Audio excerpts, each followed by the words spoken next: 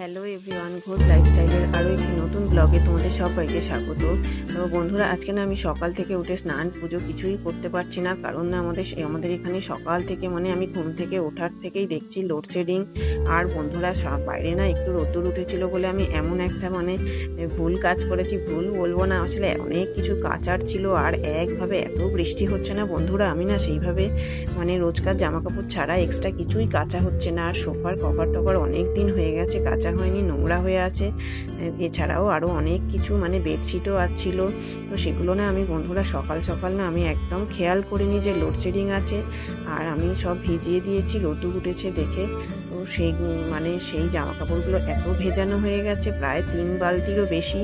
তো সেই না আমি তারপর তো দেখছি লোডশেডিং, ট্যাঙ্কিতে জলও নেই, কি করব, রান্না বান্নাও করতে পারছি না জলের জন্য। আর স্নান পুজো হয়নি, আমার কিছু হয়নি। তো সকালবেলা না আমি কি করলাম, আমার হাজবেন্ড উঠে না বেরিয়ে গেছে, ও টিফিন কিছুই খায়নি, ওর আজকে একটু তাড়া ছিল। তো সেই জন্য না আমি ঘরে ঢুকেছি, একটু বিছানাটা তো ভীষণ বাসি, বিছানাটা আগে গুছিয়ে নিয়ে না তারপরে রান্নাঘরের দিকে ঢুকবো। তো বন্ধুরা, তোমাদের যদি আমার ব্লগটা ভালো লাগে অবশ্যই আমার চ্যানেলটাকে সাবস্ক্রাইব করো এবং লাইক ও কমেন্টস করতে জানিও না। আমার ভুল ত্রুটি হলে অবশ্যই তোমরা আমাকে কমেন্টস করে জানিও। তো বন্ধুরা দেখো, আমার না সকালবেলা তো রান্নাঘরে প্রচুর কাজ থাকে, আর এই সকালটা যদি একটু গুলিয়ে যায় না বন্ধুরা, আমি সারাটা দিন আর কোনো কাজ করতে পারি না মিনস আমার তো পড়াশোনার কাজ থাকে, পড়াশোনার থাকে, লেখা থাকে। তো আমি না চেষ্টা করি একটু ওরা বেরিয়ে যায় 11:30টার মধ্যে আমি পুরো ফাঁকা হয়ে যাই। তো তার আগে যদি সমস্ত কাজ কমপ্লিটটা করে নেওয়া যায় না বন্ধুরা, আমি অনেকটা লং টাইম 11:30 থেকে পুরো আমার মেয়ে স্কুল ছুটি হয়ে, ছোট মেয়ে আসে প্রায় 3:30। অ্যাকচুয়াল আমার হাজব্যান্ড না, ও আসে না, ও একেবারে মেয়েকে নিয়েই বাড়িতে ঢোকে, তার আগেও খেতেও আসে না। তো আমাদের সেই খাওয়া দাওয়া 3:30 পর, মেয়ে আসলে তারপরেই আমরা সবাই একসাথে খাই। যদিও বড় মেয়ে আসে না, বড় মেয়ের স্কুল তো 4:30 ছুটি। তো বড় মেয়ে আসে আরও 4:45 বা 5টা নাগাদ আসে, তারপরে ও খায়। তো ও ম্যাক্সিমাম দিন ভাতটা খায় না, আর আমিও ওকে জোর করি না, যেহেতু 5টার সময় আসে, তো ওই টাইমে আর ভাতটা কারোরই খেতে ইচ্ছে করে না, তো অন্য কিছু খায়। তো বন্ধুরা, আমি না চেষ্টা করি ওকে না একটু যদি টিফিনে ভাত নিয়ে যায় তো সমস্যার সমাধান হয়ে যায়। কিন্তু না বন্ধুরা, ও একদমই ভাত খেতে পছন্দ করে না। ও একটু একটু পরোটা, লুচি এইসব খেতে বেশি পছন্দ করে, চাউমিন। কিন্তু সবসময় তো এগুলো খাওয়া ভালো না। তো সেই হিসাবে না আমি, আর এমনিও যেহেতু আমরা বাঙালি, আমাদের তো বইয়ের সাথে ভাত দেওয়াটাও একটু কেমন লাগে। তবে বন্ধুরা, আমি না যেহেতু আমরা টিউসডেতে আমরা নিরামিষ খাই, আর তাছাড়াও যেদিন নিরামিষ রান্না করি না, আমি চাই ওকে একটু নিরামিষ তরকারিটা হলে না বন্ধুরা, বিশেষ করে নিরামিষ তরকারি বলতে অন্য কিছু নয়, ওকে একটু হয়তো ভাতটা ভেজে, অন্যদিন হয়তো একটু ভাতটা ভেজে দিলাম, তো সবজি দিয়ে, একটু সয়াবিন দিয়ে, আর যদিও ডিমটা দিই। আর নিরামিষ হলে ওকে একটু ডাল, আলু ভাজা দিয়ে ভাতটা একটু সুন্দর করে একটু ভেজে দিয়ে ওকে ভাতটা নিয়ে গেলে, স্কুল থেকেও অনেক সময় পড়া থাকে, তাহলে আর পড়তে গেলেও ওই টেনশনটা হয় না যে কি খাবে। আর বন্ধুরা, তোমাদের তো আমি গল্প করেইছি যে আমার মেয়েদের তো খাওয়া দাওয়ার ভীষণ ঝামেলা, দুজনেই। আর এখন হয়ে গেছে দুজনেই যেহেতু একটু টেস্ট বুঝেছে, তো বন্ধুরা একদম নর্মাল বাড়ির রান্না করা মাছের ঝোল ভাত ওরা একদমই খেতে পারে না। ওরা না মাছটা একদমই পছন্দ করে না, কিন্তু ওরা বন্ধুরা চিকেনটা খেতে ভীষণ ভালোবাসে, কিন্তু সবসময় তো চিকেনটা দেওয়া যায় না। তো ওরা তো বাচ্চা, ওরা অনেক কিছুই না বুঝে বায়না করবে, কিন্তু তাই বলে তো আমরা দিতে সবসময় যেটা চাইবে তো দিলে হয় না। তবে বন্ধুরা, মাছ রান্না হলে না আমার বাড়িতে ভীষণ ঝামেলা আমার মেয়েদের খাওয়ানো। ওরা একদম মাছের ঝোল খেতে চায় না, মাছের ঝোলে ওদের ভীষণ অ্যালার্জি। যাই হোক বন্ধুরা, তোমরা না অবশ্যই কমেন্টস করে জানিও আমার এই ব্লগ ভিডিওটা কেমন হচ্ছে। আমি না ঠিক বুঝে উঠতে পারছি না যে আমি কি ঠিকঠাক ভাবে করে উঠতে পারছি, যেহেতু আমার তো চ্যানেলটা নতুন। তো বন্ধুরা, যদি তোমরা আমার ভুলগুলো ধরিয়ে দাও, আমি চেষ্টা করব সেই ভুলগুলো না করার। তো আমাদের দেখো, যদিও এখন গরমকাল, এগুলো না বন্ধুরা, এগুলো খুব পাতলা ব্ল্যাঙ্কেট, এগুলো যেহেতু এসি চলে, তো সেই জন্য না একটু ঠান্ডা লাগে, তো তখন না একটু লাগে, মাঝে মধ্যে এটা লাগে। তো সেই জন্য না আমার প্রত্যেক দিনই আমাদের এইগুলো হচ্ছে বিছানার মধ্যে ভাঁজ করতেই হয়। আর বন্ধুরা, যেহেতু না আমাদের তো এই খাটের না বক্সটা হাইড্রোলিক সিস্টেম, তো পুরোটা হাইড্রোলিক, তো সেই জন্য না বন্ধুরা ওই হাইড্রোলিকটা খারাপ হয়ে গেছে বলে আমি এগুলো না বক্সের ভেতরে ঢোকাতে পারি না। আর ওয়ার্ড্রপের অনেক ওপরে উঁচুতে না ওঠাতে গেলেও বালিশের ওয়ারগুলো না আমি এরকম আগে ছুঁড়ে ঢোকাতাম বলে না বালিশের ওয়ারগুলো অনেকটাই ছিঁড়ে যায়। তো সেই জন্য না বন্ধুরা আমি আর ঢোকাই না, ওই সাইডেই একটা চেয়ারের মধ্যে মানে ওখানেই রেখে দিই। তো বন্ধুরা আমার এতক্ষণ মানে ঘরের কাজ মোটামুটি আমার হয়ে গেছে। এবার না বন্ধুরা আমি রান্নাঘরের দিকে যাব, তো একটু না সবজি কেটে নিচ্ছিলাম।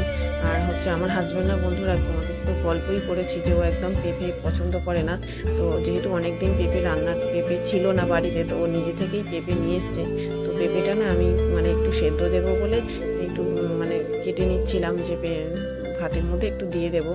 তো বন্ধুরা আমি এখন সবজি কাটছি, এরপরে তো সারা দিনের একটা যুদ্ধ আছে, আর মাথায় টেনশন।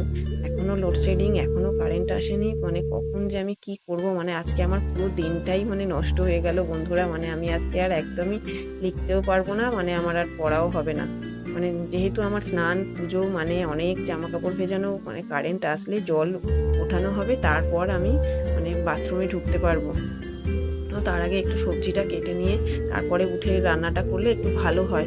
তো সেই জন্য না আমি আগে বসে, আর বন্ধুরা আমি না অনেকেই ছুরিতে দেখি খুব সুন্দরভাবে সবজি কাটে, কিন্তু আমি না বন্ধুরা যেহেতু ছোট থেকে মানে আগে মানে অভ্যাস নেই, তো আমি না ছুরিতে আমার কাটতে ভীষণ অসুবিধা হয়। তো আমার আছে মানে বড় চপারও আছে, কিন্তু আমি না ওটা ঠিকভাবে ব্যবহার করতে পারি না। তো সেই জন্য না আমার হাজব্যান্ড আমাকে সবসময় বলে যে আমি কেন ওগুলো ইউজ করি না, কিন্তু আমি বন্ধুরা আমার ভীষণ অসুবিধা হয়, আমি না এই বটিতেই আমার ভীষণ কমফোর্টেবল ফিল করি আমি। তো সেই জন্য আমার মনে হয় ওই ছুরিতে কাটতে গেলে না, চপারে কাটতে গেলে আমার ভীষণ দেরি হয়, আমার বরং এতেই তাড়াতাড়ি হয়। তো আমি না একটু সবজিটা কেটে নিয়ে তারপর হচ্ছে রান্না বান্নাটা সেরে নিয়ে, আর মেয়েরা বেরিয়ে গেলে তারপর হচ্ছে আমি যাবো সংসারের কাজ করতে। বন্ধুরা এর আগের যারা আমার ব্লগটা দেখেছো তাদেরকে আমি বলেইছিলাম যে আমাদের সংসারের ওপর দিয়ে একটা আমাদের পরিবারের ওপর দিয়ে একটা বিশাল বড় ঝড় গেছে। তো আমি না তোমাদেরকে বলেছিলাম যে সেগুলো সব তোমাদের সাথে শেয়ার করব। বন্ধুরা প্রথমেই বলি, আমি না বন্ধুরা আমার এখন 36 বছর এজ, আর আমার নাম তো কল্পনা ঘোষ, যারা জানো তারা তো জানোই। তো বন্ধুরা আমার লাইফটা না ভীষণ মানে একটু অন্যরকম, আর 5টা সাধারণ মেয়েদের জীবনের মতন নয়। মানে ছোট থেকেই মানে ভীষণ ঝড় ঝাপটা, মানে আমার তো বন্ধুরা আমার বাবা ছিলেন, মানে তখনকার দিনে আমার বাবার অনেক বয়সে মারা গেছেন। আমার বাবার 81 এজে বাবা মারা গেছেন। তো আমার বাবা না অনেকটা এজেই বিয়ে করেছিলেন। তো আমরা না, আমার বাবা তো একটা মানে আমাদের বাড়ি ছিল আমতলার ওইদিকে একটা গ্রামে। তো আমার বাবা ছিলেন না প্রাইমারি স্কুলের টিচার ছিলেন, কিন্তু তখনকার সময় তো মানে তখন আমি বলছিলাম মানে কংগ্রেসের আমলে, তখন কিন্তু একদমই মানে সরকারি চাকরির না মাইনেটা বেশি ছিল না। তো সেই না তখন আমার বাবা মানে বেশি মাইনে চাকরি মানে আশায়, যেহেতু সবাই তো চায় একটু মানে তখনকার দিনে স্কুল টিচারদের তো 200 টাকা আমি শুনেছি 200 টাকা মাইনে ছিল। তো আমার বাবা না ওই স্কুল টিচারই ছেড়ে দিয়ে না মানে কলকাতায় প্রাইভেট ফার্মে ঢুকেছিলেন, প্রাইভেট কোম্পানিতে চাকরি করতে গেছিলেন। আর যেখানে মাইনে, তখন আমার বাবার মুখে শুনেছি তখন মাইনে ছিল বাবার 500 টাকা। তো সেই লোভে না বাবা চাকরিটা ছেড়ে দিয়েছিলেন, কিন্তু পরবর্তীকালে যখন সিপিএমের আমলে তো সরকারি চাকরির মাইনেটা অনেক বেশি হয়ে গেছে, উল্টেই গেছিল, কিন্তু তখন আমার বাবার আর এজ ছিল না। তো বন্ধুরা আমরা না আমার বাবার অনেকটা বয়সেই বিয়ে করেছিলেন, আর আমরা বাবার অনেকটা এজেই আমার দাদা ছিলেন, আমরা 4 ভাই বোন ছিলাম। তো আমাদের জন্ম যখন হয় তখন মানে আমি জন্মানোর কয়েক বছর পরেই না বন্ধুরা আমার বাবার তখন মানে অনেকটা এজও হয়ে গিয়েছিল, আর আমার বাবার চাকরিটা তখন চলে যায়। অনেক কষ্ট করে আমাদের আমরা 4 ভাই বোন ছিলাম, এখন আমরা 3 জন। আমার বড়দা মারা গেছে, একটাই দাদা ছিল।